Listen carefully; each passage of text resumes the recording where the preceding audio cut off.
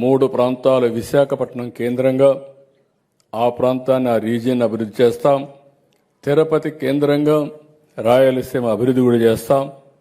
అల్టిమేట్గా 2047కి ప్రపంచంలోని తెలుగు జాతి అగ్రజాతిగా తయారు చేసే బాధ్యత ఎన్డీఏ కూటమిది. అదే సమయంలో ఇండియాలో నెంబర్ 1 స్టేట్గా కూడా ఆంధ్రప్రదేశ్ తయారవుతుందని చెప్పి తెలియజేసుకుంటూ ఈరోజు పొట్టి శ్రీరాములు గారు ఉన్నారు. త్యాగం చేశారు. స్వాతంత్రం కోసం పోరాడారు. స్వాతంత్రం కోసం పోరాడి జైలుకి వెళ్ళారు. దేనికోసం వెళ్ళారంటే స్వతంత్ర భారతదేశంలో మేము ఉండాలి, అందరికీ న్యాయం ఉండాలి, మెరుగైన జీవన ప్రమాణాలు ఉండాలి, పరదేశ పాలన మాకొద్దు, మేము స్వతంత్ర భారతదేశంలో శక్తి ఉందనే ఉద్దేశంతో ఆ రోజు పోరాడారు. ఎంతోమంది ప్రాణత్యాగాలు చేశారు. ఎంతోమంది ఆస్తులను పోగొట్టుకున్నారు. జీవితాలు పూర్తిగా అంకితం చేశారు. పొట్టి శ్రీరాములు గారు ఇంకొక స్టెప్ ముందుకొస్తే తెలుగు జాతి యొక్క ఉనికి కోసం ప్రాణత్యాగం చేశాడు. అలాంటప్పుడు మనం గుర్తుపెట్టుకోవాల్సింది, ప్రతి ఒక్క వ్యక్తి గుర్తుపెట్టుకోవాలి, వారి స్ఫూర్తి మనలో ఉండాలి.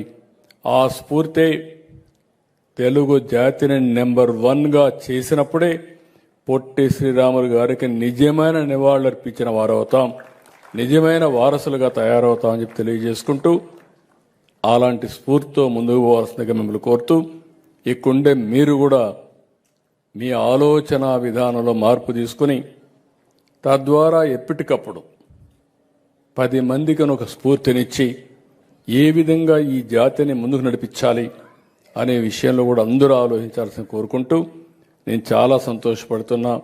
నేను వాసవి పేరు నేను ఆ రోజు పెనుగొండకు పెట్టడమే కాకుండా వాసవి ఆత్మార్పణ దినోత్సవంగా కన్యకా పరమేశ్వరి ఆత్మార్పణ చేసిన రోజున గుర్తించి ప్రభుత్వ ఫంక్షన్గా చేస్తే మా ఆడబిడ్డలందరూ ప్లే కార్డ్స్ తీసుకొచ్చి నాకు చూపించి సంఘీభావాన్ని తెలియజేస్తున్నారు.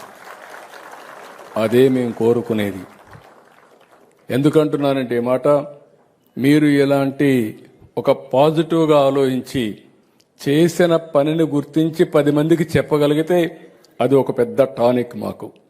అక్కడి నుంచి ఇంకా ఒక 10 పనులు ఎక్కువ చేయడానికి, లేకపోతే చేసిన పని మర్చిపోతే మాకు కూడా నీరసం వస్తుంది.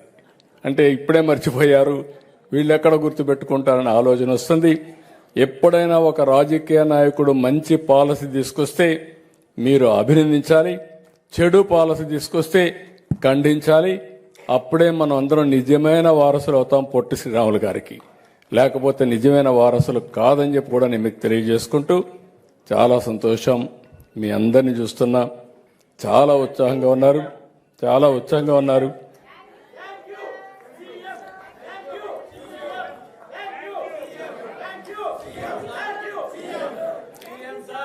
Thank you ma'am.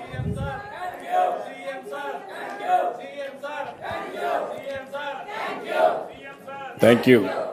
నా ఒక్కడి ఘనతే కాదు, ఎన్డీఏ, నేను, మా మిత్రుడు పవన్ కళ్యాణ్, నరేంద్ర మోడీ గారు ప్రధానమంత్రి, అందరి కూటమి, 3 పార్టీల కూటమి ఈరోజు రాష్ట్రాన్ని అగ్రస్థానంలో నిలబెట్టే విధంగా తీసుకుపోతున్నాం. నేను చాలాసార్లు ముఖ్యమంత్రిగా ఉన్నాను, కానీ ఈ 1.5 సంవత్సరాలు నేను చేసిన పనులు చూసిన తర్వాత సూపర్ 6 సూపర్ హిట్ చేశాం. సంక్షేమ కార్యక్రమాలకు మొట్టమొదటి ప్రాధాన్యత ఇచ్చాం. ఇంకో పక్కన అభివృద్ధికి ఎక్కువ ప్రాధాన్యత ఇచ్చాం. నేను ఎన్నోసార్లు చూశాను, కానీ 18 నెలల్లో 21 లక్షల కోట్ల రూపాయలు పెట్టుబడులు తీసుకొచ్చిన ఏకైక సమయం నా జీవితంలో ఇది. ఇది అయిన తర్వాత సుపరిపాలన. మీరు చూస్తే టెక్నాలజీ ఉపయోగించి ఎవరికి ఏ ఇబ్బంది లేకుండా అవి కూడా చేసే పరిస్థితికి వస్తున్నాం. ఇది చూసినప్పుడు ఒకసారి అనిపిస్తుంది, ఒకప్పుడు నేను టెక్నాలజీ అంటే ఈ దేశంలో ఎప్పటి నుంచో టెక్నాలజీని అడాప్ట్ చేయడమే కాకుండా ప్రమోట్ చేశా. అప్పుడు అందరూ నన్ను ఎగతాళి చేశారు 420 అని. ఈయనకి ఏం తెలుసు అన్నారు. ఈరోజు ఆ ఒక్క విధానం ప్రపంచంలోనే భారతీయులకు గుర్తింపు వచ్చింది. నాలెడ్జ్ ఎకానమీకి బ్యాక్ బోన్ అయింది. 25 సంవత్సరాల్లో మీరు చూస్తే ఏ దేశానికి పోయినా అక్కడ ఉండే వాళ్ళందరిలో హైయెస్ట్ పర్ క్యాపిటా ఇన్కమ్కు చిరునామాగా తెలుగు వాళ్ళు తయారయ్యారంటే అది ఒక నిర్ణయం. సరైన సమయంలో సరైన నిర్ణయం తీసుకున్నాం.